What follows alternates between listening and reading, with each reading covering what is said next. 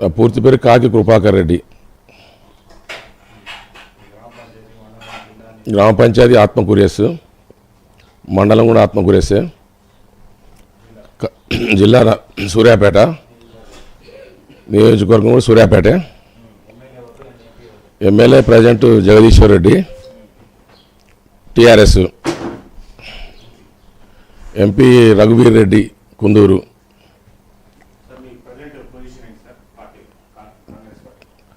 పార్టీలు అంటే మేము ఎలక్షన్ 10 రోజుల ముందుగానే పార్టీలో జాయిన్ అయినాం. సో ఇప్పుడు సంస్థాగతం ఏం లేవు కాబట్టి ప్రజెంట్ అయితే పార్టీ నాయకునే ఉన్నాం అంతే. బీఆర్ఎస్ పార్టీ 17 సంవత్సరాలు ఉన్నా, 17 సంవత్సరాలు పార్టీ ప్రెసిడెంట్నే. ఇక్కడ ఉన్న జగదీశ్వర్ రెడ్డికి మాకు విభేదాల వల్ల పార్టీ మారాల్సి వచ్చింది. విభేదాలు అంటే మేము పైరోకారులం కాదు, లేకపోతే కాంట్రాక్టర్లం కూడా కాదు. కొన్ని బలమైన వాళ్ళను అనగదొక్కుడు ఆయన నైజం. బలహీనులకు పదవులు ఇచ్చిండు, బలవంతులకు పదవులు ఇవ్వలేదు. 2 పర్యాయాలు కూడా మా ఆత్మకూరు మండలం మెజార్టీతో ఆయన గెలవడం జరిగింది. మొన్న కూడా కాంగ్రెస్ పార్టీకి మొన్న 4 పర్యాయాల తర్వాత మొన్న 1000 ఓట్ల మెజార్టీ ఈ ఒక్క మండలం కాన్స్టిట్యున్సీలో కాంగ్రెస్ పార్టీకి మెజార్టీ వచ్చింది అన్నట్టు. మా మీద తెలంగాణ ఉద్యమ సమయంలో రౌడ్ షీట్ ఓపెన్ చేశారు 18 మంది కార్యకర్తల మీద. అవి ఇప్పటికి కూడా కొనసాగుతూనే ఉన్నాయి. ఎవరికి? మాకు వ్యక్తిగతంగా అసలు లేదు. పార్టీ నిర్మాణంలో మొదటి నుంచి కూడా ఉద్యమంలో కూడా ఈ మండలమే ముందుంది. ఉద్యమ కాలం నుంచి మొదలు పెడితే ఆయన 2 పర్యాయాలు గెలుపులో మొత్తం ప్రధాన పాత్ర మా మండలం మేమే. బ్రదర్స్, కాకి బ్రదర్స్ అంటే మా అన్నయ్య చనిపోయిండు, ప్రాబల్యం మాదే.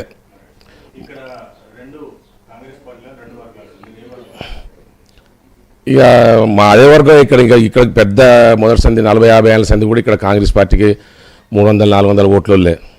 ఇక అంతకి వర్గం లేదు, పాలు లేదు.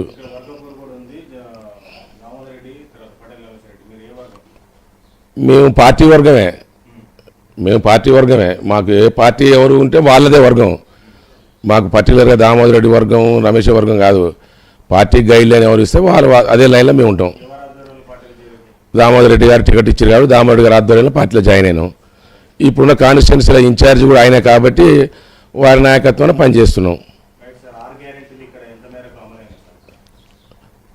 ఉన్న పరిస్థితులలో గతంలో వాళ్ళు ఇచ్చేదానికన్నా అయితే మంచిగా సక్సెస్ అయినాయి. 6 గ్యారెంటీలు అంటే ఇప్పుడు ఉచిత 200 యూనిట్ల కరెంట్ ఇస్తున్నారు, గ్యాసు సబ్సిడీ మీద 500 సిలిండర్ ఇస్తున్నారు. తర్వాత రైతు భరోసా కూడా 4 ఎకరాల వరకు పూర్తయింది. అక్కడ ఆర్థిక పరిస్థితి బాగాలేక ఫుల్ఫిల్ చేయలేకపోయినారు. ఇప్పుడు రైతు రుణమాఫీ కూడా 21,000 కోట్లు చేసినారు. సరే ఇంకా కొంచెం 2 లక్షల పైన ఉన్న వాళ్ళే కాలేదు. 2 లక్షల లోపల మొత్తం దాదాపు మ్యాక్సిమం అయినాయి.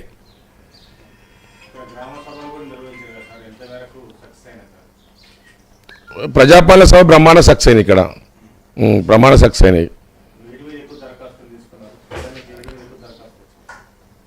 అంటే ఎక్కువ గృహాల కొరకు ఎక్కువ దరఖాస్తులు వచ్చినాయి.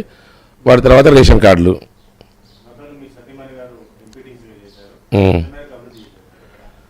ఇక వచ్చేదేముంది, ఇక ఇప్పుడు మాకు అదే పంచాయతీ ఆశ. ఇవన్నీ సీసీ రోడ్లు దాదాపు ఒక 1 కోటి రూపాయల సీసీ రోడ్లు వేయించిన ఊళ్ళే.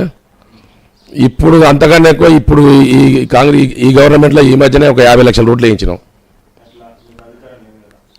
అధికారం లేకున్నా ఇక మంచిగా ప్రజాబలం ఉన్న వాళ్ళకు వాళ్ళని ఇచ్చేసారు, అంతే. ఏం లేదు, ఆల్రెడీ అన్ని పోసేసిన రోడ్లు కూడా.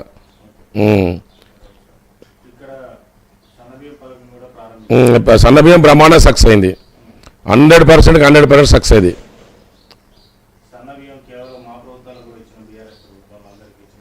ఎక్కడ ఇవ్వలే.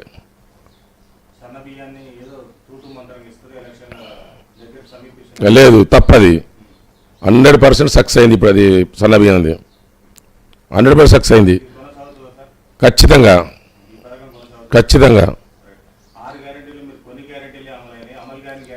ఇప్పుడు మహిళలకు కాదండి, మహిళలకు ఉచిత బస్సు నడుస్తూనే ఉందా? ఇప్పుడు ఈ 200 యూనిట్లకి మా ఊళ్ళో దాదాపు ఒక 100 మంది కడుతున్నారు తప్ప మిగతా 1500 మందికి ఫ్రీ కరెంటే వస్తుంది 200 యూనిట్లు మొత్తం. మరి అది వాళ్ళకు పేద వర్గాలకు వెసులుబాటే కదా అదంతా. 500 గ్యాస్ సిలిండర్ ఇస్తూనే ఉన్నారు. సరే ఇంకా కొన్ని చేయాలి, ఆర్థిక పరిస్థితి బాగాలేదు కాబట్టి ఒక్కొక్కటి మెల్లగా మెల్లగా చేసుకుంటూ పోతున్నారు ఉన్న పరిస్థితి. మామూలు జనం ఎక్కువ పోతురండి.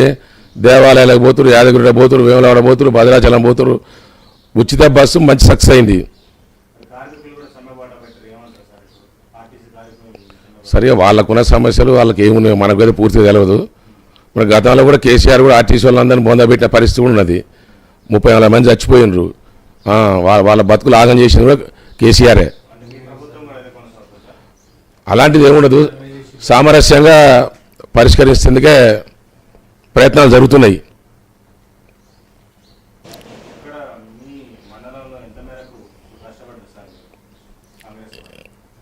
అంటే ఇక మేము పార్టీలో లాస్ట్ మూమెంట్లో చేరడం జరిగింది.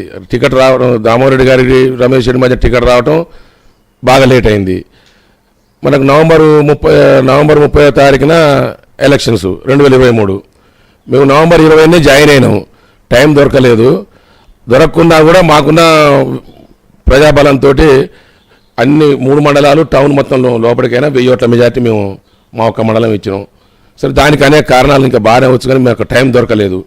ఆ వచ్చిన 4-5 రోజులు 2 రోజులు మళ్ళీ మనకి ఎలక్షన్ ముందు బందే కదా, మండలం తిరుగుడు. ఇంకా పెద్ద మనిషి కూడా కొంచెం లాస్ట్ మూమెంట్ కానీ తిరగలేకపోయారు అన్నట్టు.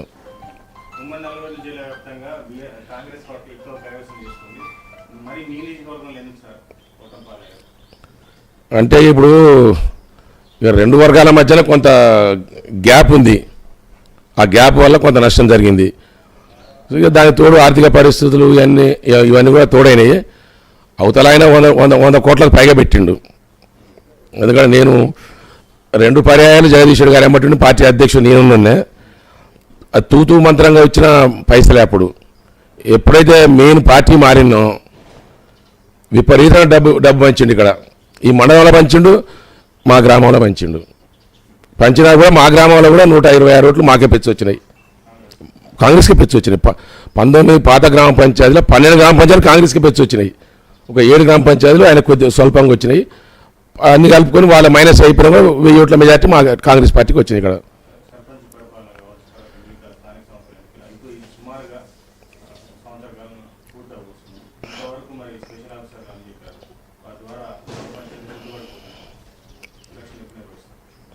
ఏదో జూలైలో పెడతాను ప్రభుత్వం ఏదో ప్రిపేర్ అవుతుంది అనేది తెలుస్తుంది.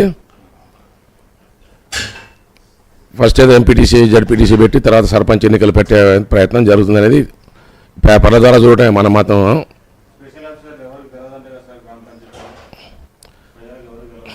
అంటే కార్యదర్శి ఉండరు కాబట్టి ఇప్పుడు ప్రతి గ్రామ పంచాయతీ రెగ్యులర్ కార్యదర్శులు ఉండరు. ఇక వాళ్ళ పని పడ్డప్పుడు ఆయన సంతకం కావాల్సింటే పోయి పెట్టించుకుంటారు. అంతేగాని వాళ్ళు మాత్రం వచ్చి ఇక్కడ ఏం చేస్తారు, ఏం చేయలేరు. వాళ్ళ వరకు వాళ్ళకే ఉంటుంది కదా. ఎండిఓ కానివ్వండి, ఎంఆర్ఓ కానివ్వండి, ఇక మిగతా స్పెషల్ ఆఫీసర్ అందరూ కూడా వాళ్ళ పని వాళ్ళకు బిజీ ఉంటుంది కాబట్టి వీళ్ళకి ఏదైనా వాళ్ళ సంతకాలు కావాలంటే పోతలు పెట్టించుకొని వస్తారు. అంతేగాని అని అలా బడ్జెట్ కూడా పెద్దగా లేవు కదా. అది మాట్లాడితే నూతన కలు కదా అది జరిగింది. అది మనం అది మరి నేను చూడలేదు, మరి పేపర్ గురించి తర్వాత చూడలేదు, ఇది వేరే మాట్లాడుకుంటున్నాం.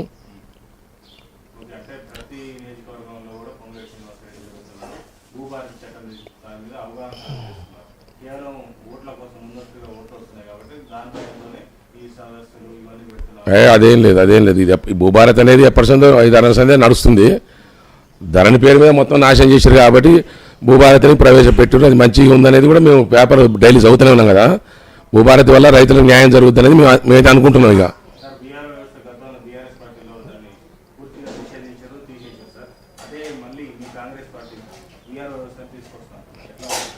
ఇప్పుడు వీఆర్ఓ వ్యవస్థ లేకపోవడం వల్ల కొంత ఇబ్బంది అయింది. ఇప్పుడు పానీలు ఉంటాయి, మన భూములు ఆయన పేరు మీద ఈయన పేరు మీద ఆయనకన్నీ ఈ ధరని తర్వాత ఆగమాగమైన పరిస్థితి రైతుల పరిస్థితి. దీని ద్వారా క్లియర్ అయింది అనేది మంత్రి గారు చెప్తుండు, చట్టం చెప్తుంది, కలెక్టర్ గారు చెప్తున్నారు, అధికారులు అందరూ కూడా చెప్తున్నారు. అయితే నమ్మకం అయితే ఉన్నది మాకు.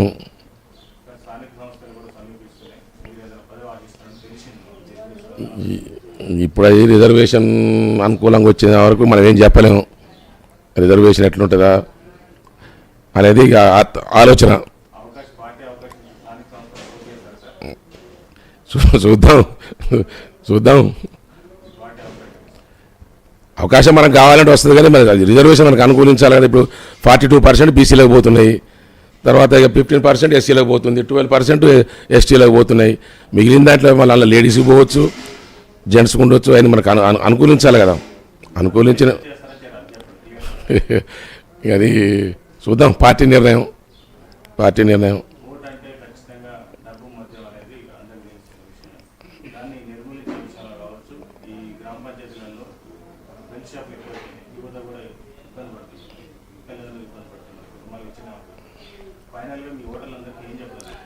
ఇక అది మీకు తెలుసు, మాకు తెలుసు, ఇక మనం కొత్తగా చెప్పేది ఏం లేదు.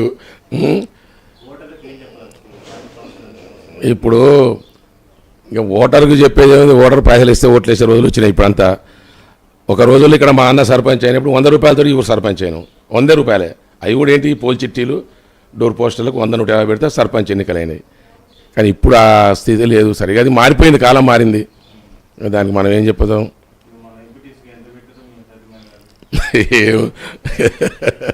ఏం పేరు ఇక పాలిటిక్స్ మీకు తెలియదు, మాకు మమ్మల్ని కొత్త అడుగుతారు ఎందుకు ఇంకా.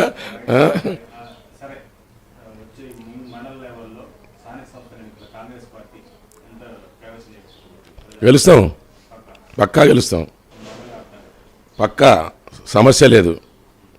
మెజార్టీ 200 సీట్లు వస్తాయి, గ్యారంటీ.